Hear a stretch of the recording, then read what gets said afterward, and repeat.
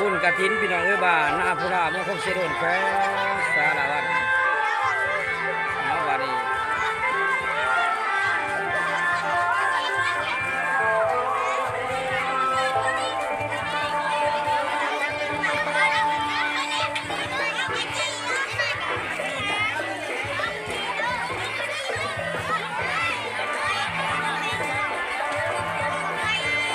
เปิดไฟกับผู้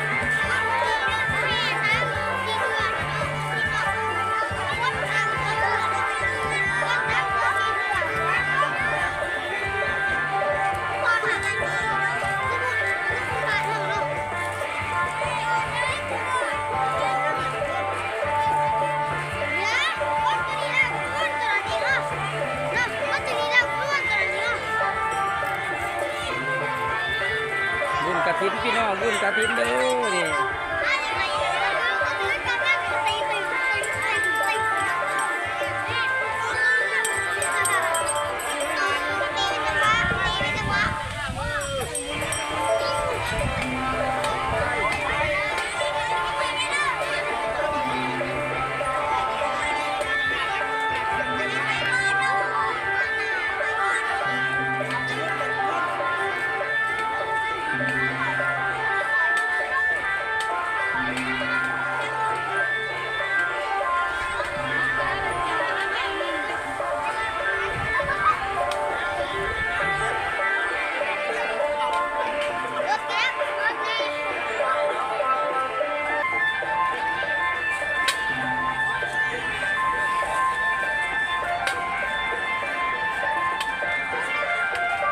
คิว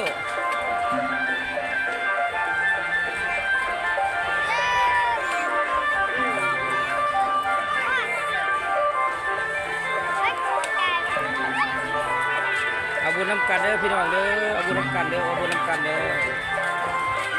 บุญกฐินมาทำเองเอาบุญน้ำกันพี่น้องเอาบุญน้ำกันเด้อเอาบุญน้ำกันเอาบุญน้ำกันพี่น้อง